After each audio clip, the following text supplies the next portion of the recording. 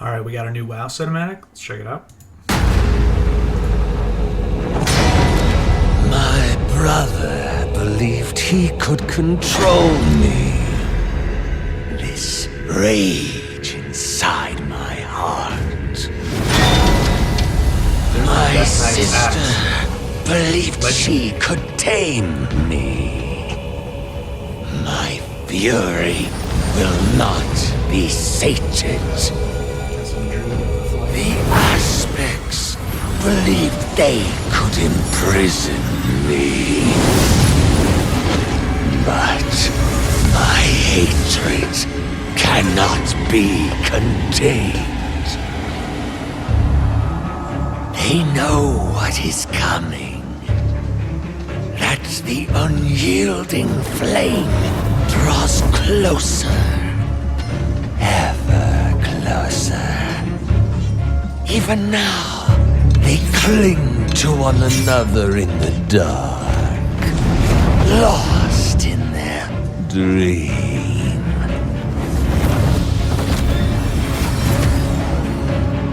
Deceived by those who squandered our birthright.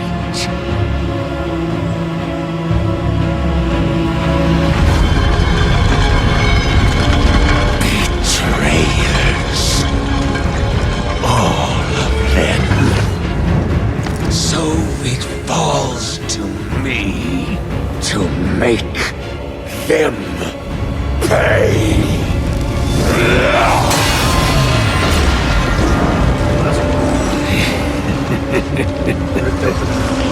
Different reality.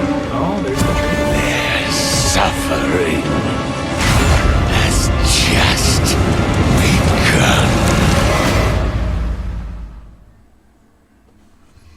That's pretty good. I'm completely whelmed. Consider me whelmed. So this is one of the things that's wrong with modern World of Warcraft is the storytelling. Like, that cinematic was cool, felt kind of mid. I don't really feel attached to Farrakh in any way. It's unfortunate because he does have the potential to be a really cool villain if they do some very specific things. And what I'm talking about is I have no attachment to that villain. There's nothing, right? I have no emotion for that villain. And I'm assuming he's going to be the last boss, so I should have to feel something. And this was the problem with the jailer. It was just some rando that came out of nowhere. So we felt no attachment to fighting him. When I think back to the last good expansion, in my opinion, was Legion. God, Gul'dan, there's so many plot devices in that made you want to play the story out and see what was next because you wanted to kill Gul'dan. Because there has to be something, right? There has to be something to attach you to the character at hand, the big bad.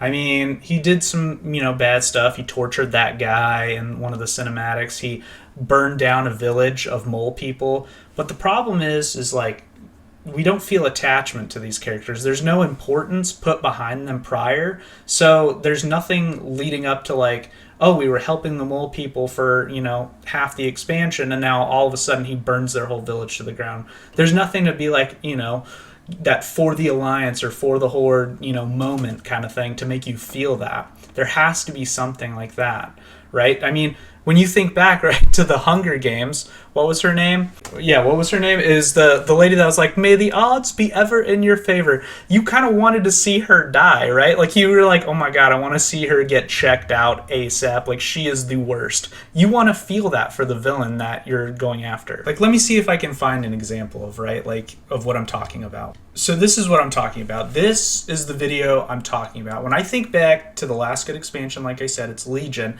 This is the perfect scene that evoked so much emotion out of me and so much out of players that it propelled them into caring about the rest of the story because you wanted to see Gul'dan die. This is one of the reasons Gul'dan is an S-tier villain. He is so manly, he is so jacked, and he don't give a fuck about anything. He don't care at all. He will literally just kill you in cold blood, disintegrate your whole body. It is what it is. Let's watch the clip real quick.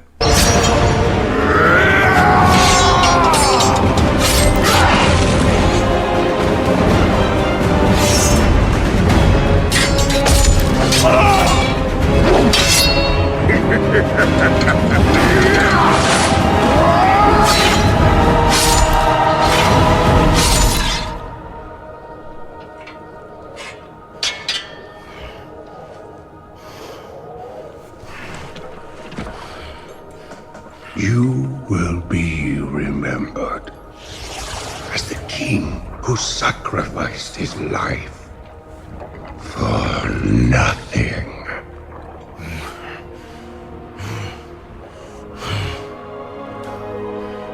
For the Alliance.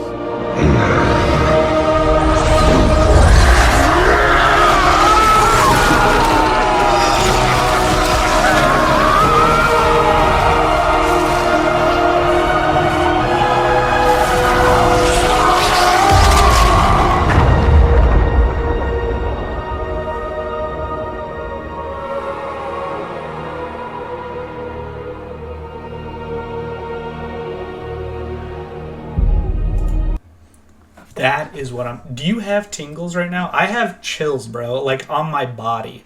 That's what I'm talking about. Do you see how close Gul'dan got to Varian? Varian with years of lore, tons of story behind him. We know this guy very well.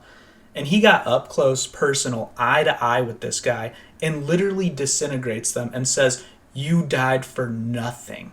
It wasn't 100 people. He wasn't burning a tree down.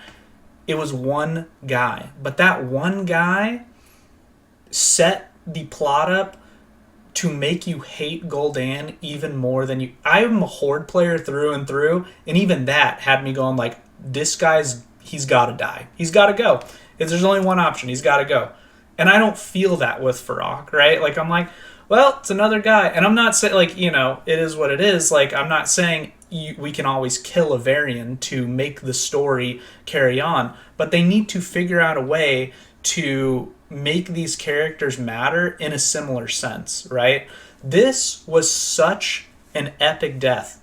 It makes you feel... It was like a little seed, right? It's like that one little act was a little seed that got planted in the back of your cerebellum, and it bloomed into this amazing story, which was Legion, and made you want to fight and kill through the end, right? Like, you wanted to go full murder hobo after that. And this was like, and I mean, this is off topic, but this is what made me kind of like so sad for the Sylvanas thing. Like, after seeing this, like, I thought she would take a different direction when she became the war chief, you know, and be better, right? I thought this was like a life lesson. Then they ruined her whole story with the jailer. So that's what I'm talking about. There's nothing emotionally tying me to the new villains nowadays. It's like Dragonflight's a good expansion. I do enjoy it, but I don't feel emotional attachment to it. You know, I like that they went back to the roots, kind of like, you know, we're just doing Warcraft. But at the end of the day, I also have to feel something for these people.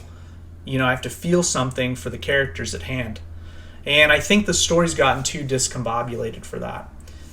That's probably why we need some kind of like a reset with our characters. We need a reset with the lore in itself, so that way we can try to make things make sense again. So that's what I think they need to do, right? They need to make a drop. Think of it like a dubstep song. You got the build going, and then at 55 seconds, the bass drops. Everybody goes crazy, loses their minds. They need something that evokes that emotion and pulls it out of you by that one simple act. And I think that's what they're trying to do with Iridikron, but it already feels kind of shoddy because, I mean, just thinking about some of the stuff he's done, he's like kind of like this cloaked figure. So we haven't got to see much or a lot of build. Maybe they'll do that in the next expansion, but they should have already been doing that. They should have been already making me hate Iridikron if they're going to build this guy up for the next expansion. Think about the Lich King. This guy got built up for literal years, all right? That is what makes Lich King the greatest villain in WoW history, in my opinion. He has so much lore, so many books were made after him about this guy, Arthas, terrorizing the entire Azeroth, okay? And then we finally get to kill him. It feels that much better. And then they ended it with that sad freaking cinematic where he's like, "Father, can I go home now?" And he's like, "Yes, son," you know, and he floats up and you're like, Jesus, I even feel bad for the guy now. A S tier villain. These are the types of things they need to refer to when they create future villains. Because I think it's a good idea to start Iridikron and, you know, build him up, but they did not really build him up in Dragonflight. He's kind of lackluster. Like, oh, he was in the Time Ways and he stole some stuff. Like, but what kind of like manly shit did he do? What kind of like absolutely disgusting behavior did he do that makes me just want to go after him? I don't know. That's my 2 cents. Let me know what you guys think. Have a good one.